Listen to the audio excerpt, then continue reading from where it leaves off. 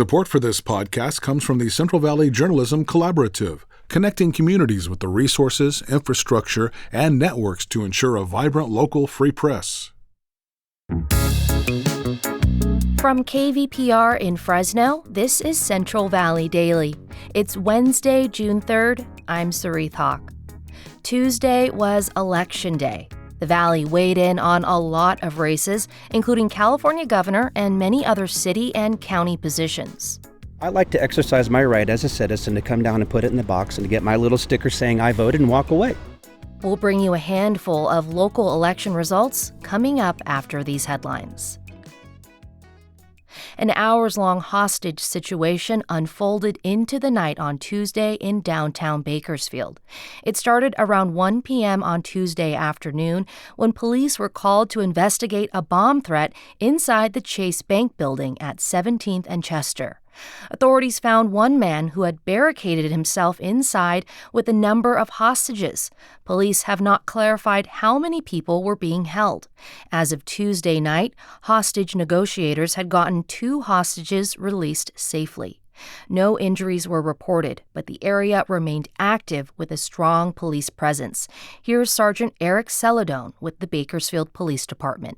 We want to inform you guys to ensure you guys that we have every single resource at our disposal out here to bring this to the safest resolution possible. From the SWAT team, bomb squad, crisis negotiators, our drone team, K-9 unit, as well as our federal partners, we're all out here to ensure our community is as safe as possible and everything that goes on in that building comes to the safest conclusion possible. Nearby buildings were placed on lockdown, including City Hall and the police headquarters. Voters throughout the Valley cast their ballots in California's primary election Tuesday. In Fresno County, voters say topics of immigration, affordability, and homelessness were top of mind. Many voters also expressed a desire for wider acceptance of different views and a broader political spectrum among candidates. KVPR spoke to Fresno County voters from all backgrounds and political parties who visited polling stations Tuesday. Georgie Dayton is a 92-year-old performer in Fresno. As a Republican, she said her election priorities are water access and border control. When you love your country, you care about it. You just don't walk out and leave the door wide open. Other voters told KVPR that immigration and rising costs of gas were their biggest concerns, like Julio Barrio, a 26-year-old Democrat from Firebaugh. This will determine the future for California in terms of how well we do with the current administration right now. The top 2 vote-getters for governor and most other races will be decided as ballots are tallied over the next week. 4 candidates are vying for a spot in the general election to become Merced County's next superintendent of schools. As KVPR's Rachel Livenall reports, Richard Lopez took the lead Tuesday night with 2 candidates close behind. Most superintendent candidates emphasize their experience in administration to win over voters. 3 of them, including Lopez, are superintendents of school districts in Merced County, and another is a retired superintendent. Lopez told KVPR he's not celebrating yet. We still sit here and we wait for the next update, but obviously it's still too close. But yeah, I'm feeling okay about it. The winner will take current Superintendent Steve Teachin's place when he retires in December. Teachin served 8 years in the seat. The top 2 vote-getters will run off during the general election in November. For KVPR News, I'm Rachel Livenall. A group of Valley lawmakers is sounding the alarm on an invasive species called golden mussels. California Congressman David Valadao, Vince Fong, Jim Costa, and Josh Harder all signed a letter to the U.S. Fish and Wildlife Service asking for emergency federal funding to combat the rapidly spreading pests. They warn that the mussels are clogging water delivery systems and damaging infrastructure. They say farmers, residents, and water agencies are bearing those costs. When Congress eliminated funding for public media last year, a lot of people thought that would be the end. In reality, it's just the beginning. KVPR is now a 100% community-supported service. People across the Valley are stepping up. Join the movement and keep shows like this one on the air with your support today. It's a declaration in support of public radio. Start your new monthly gift at kvpr.org. And now to our main story. The California June primary has come and gone, and the votes are being tallied. While many people tend to vote by mail or drop off their ballot at their convenience, some voters actually like to save the task for Election Day. KVPR reporters Israel Cardona Hernandez and Brandon Sandoval ventured out of the studios to hit a few polling places in the Fresno area and spoke to voters about why they voted in person. I like to exercise my right as a citizen to come down and put it in the box and to get my little sticker saying I voted and walk away. I think it's an honor to vote in person. We just saw a gentleman with a walker, and he definitely didn't need to go through all that discomfort and everything to vote in person, but he's sort of like us, it's a privilege. Yeah. It's a privilege to vote. I don't trust that system, voting by mail. I like to come down because I feel that's part of the role of a citizenship. Should cost you a little bit, so that's my thinking behind that, That was Matthew casting his vote at the Clovis Old Town Transit Center, Stephen and Sandy in Fresno, Georgie in Fresno, and Robert voting in Clovis as well. And while ballots have been cast, results could still take a while. We turn now to KVPR Associate Editor Kerry Klein. Kerry, we were all up late following our local races. Let's start with the California governor's race. At a statewide level, what is the race looking like right now? Well, as you said, the final results could take days to weeks. So take that, before we go into these numbers. But at this point, with about 50% of votes having been counted, Republican Steve Hilton and Democrat Javier Becerra are neck and neck, each with a little over 25% of votes. Democrat Tom Steyer is next, with Republican Chad Bianco and Democrat Katie Porter trailing behind. And then the other 55 candidates are even further behind that. Many Democratic leaders had been worried that the two Republicans would earn enough votes to actually block any Democrats from advancing with them, but that's looking very unlikely at this point.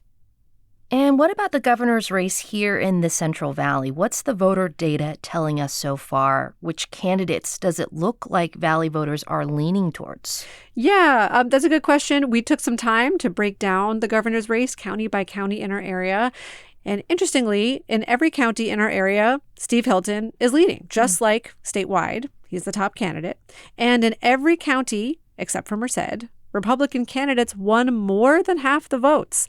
That's not surprising in the conservative-leaning counties in the South Valley, but Fresno at least has historically voted blue. However, in 2024, it did go for President Trump. And then if we drill down a bit more, in Fresno and Merced, they kind of follow the statewide trend. So Hilton is leading, and then Javier Becerra, Democrat, comes next, then Steyer and Bianco. But in Kern, Kings, Tulare, Madera, and Mariposa counties, it's the Republicans who are leading, Steve Hilton and Chad Bianco, before any other Democratic candidates. Wow, lots of shifts and changes to watch there. So let's move to some local congressional races. There are two races in particular that we've had our eyes on. First, could you tell us about the race for District 22, which you've been covering recently on this podcast? Right. So at the time that we're recording this, about 11 p.m. on Tuesday night, about 50% of votes have been counted in this race. And so far, we haven't learned anything we didn't really expect already. So Republican David Valadao, the incumbent, is leading. He has about 44% of votes. He's almost certain to move on to the general election in November. And it's still unclear which Democrat will face him. Could be Assemblymember Jasmeet Bains or college professor Randy Villegas. But interestingly, these two Democrats together earned about 55% of votes so far. And so if all those voters were to rally behind whichever Democrat advances to the general election, they could potentially flip Valadao's seat. That's really appealing to the Democratic Party, which sees this seat as essential for winning back the House of Representatives in November. But there has also been a lot of mudslinging between these two Democrats, and it's really going to be an exciting next few months leading to November, whichever candidate makes it along with Valadao. And while this race got a lot of attention 2 years ago, it's not been headline-grabbing this year. Can you tell us about the race for California's 13th congressional district? Right. So this race is a lot more low-key than District 22. It's already held by a Democrat, Adam Gray. And after redistricting, this district is expected to become even more Democratic. So we're not expecting any major surprises here, but we're still keeping an eye on it because it is technically a swing district. And in 2024, Adam Gray beat the incumbent at that time, Republican John Duarte, by less than 200 votes. It was actually the last race to be called by the Associated Press in 2024. That was very exciting. For right now, like I said, Adam Gray is leading, but it's looking like a Republican Kevin Lincoln, will likely advance to the November with him. So we'll be watching to see if it's close again. Well, now let's take a look at the race for California's 12th Senate District. It covers foothill and valley communities in Fresno, Kern, and Tulare counties. Incumbent Shannon Grove has termed out, so who's at the top of that race right now? So vying for that seat is a name that's well known, at least in Fresno County, and that's Republican Nathan Magsig. He's currently a Fresno County supervisor representing the 5th District, and prior to that, he was on the Clovis City Council and had multiple stints as mayor. Right now, he has about 65% of votes, and he'll likely face off against a Libertarian candidate, William Brown Jr., who's a U.S. veteran and social worker. He has about 25% of votes right now. And the 14th State Senate District is a competitive seat. It includes parts of southern Fresno and the cities of Coalinga and Merced. The seat is currently held by Ana Caballero, who's terming out, and some big names are in that race. How's it looking there, Kerry? Yeah, so the front runner right now is Valley Assemblymember Esmeralda Soria. She faced another Valley Democrat and another Esmeralda, Sanger City Council member Esmeralda Hurtado. And they were both up against Republican Darren DuPont, a Merced City Council member. Even without all the results in so far, it's pretty clear that Soria and DuPont will advance to the general election. They're neck and neck with each other with about 30,000 votes each, and Esmeralda Hurtado is trailing very far behind with about 9,000 votes. And speaking of Esmeralda Soria, there's a hot contest to fill her seat in Assembly District 27 now that she's made a run for state senate. Can you tell us about that race? Yes. So here in Assembly District 27, Fresno County Supervisor Brian Pacheco threw his hat in. He's a Democrat, and he's competing with another Democrat, Livingston City Council member Japjit Singh Upal, as well as Republican Mike Murphy, a small business owner. The results so far show that Mike Murphy and Brian Pacheco are leading in that race. They will likely be competing in November. And there were also a lot of local races on the ballot. We won't have time to get through all of them, but how are some local city and county races turning out? Right. So if we stay with Fresno County, the District 1 supervisor race, that's the race to replace the seat held by Brian Pacheco, who's running for the assembly. This is a wide open race with 6 candidates. Leading so far is Fresno City Council member Mike Carbasi. In the District 4 supervisor race to replace Buddy Mendez, the clear frontrunner there is former Fresno County Sheriff Margaret Mims, another big name in this race. Other notable names in the race include longtime mayor of Huron, Ray Leon. He's quite far behind, though. Another tight race is the county superintendent of schools in Fresno County. The incumbent, Michelle Cantwell-Kofer, right now has a far lead over Emer O'Brien. She's the former superintendent of the Clovis Unified School District, and Johnny Alvarado, who's a school district employee. You heard us mention the Merced County superintendent of schools in the newscast at the top of this as well. There's also been some interesting drama there, which we've covered at KVPR. And in the Fresno City Council, 4 seats were up for election. We won't go through all of them, but we'll mention one of them here, the competitive race for District 3 to replace Miguel Arias, who is termed out. Assemblymember Dr. Joaquin Arambula took a local turn in this race. He and Fresno Unified trustee Keisha Thomas are neck and neck at the top of that race. So much to sort through for the rest of this week, I'm sure.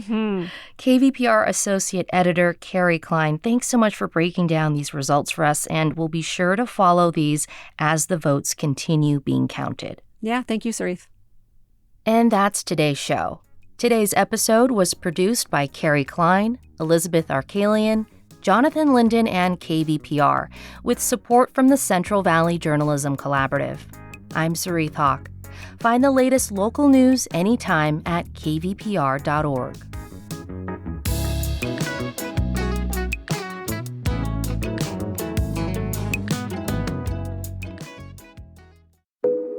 Each story you hear on Planet Money starts with a question.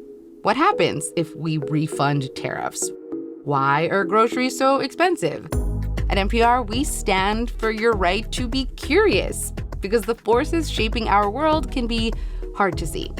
Follow NPR's Planet Money wherever you get your podcasts and start seeing how the economy really works.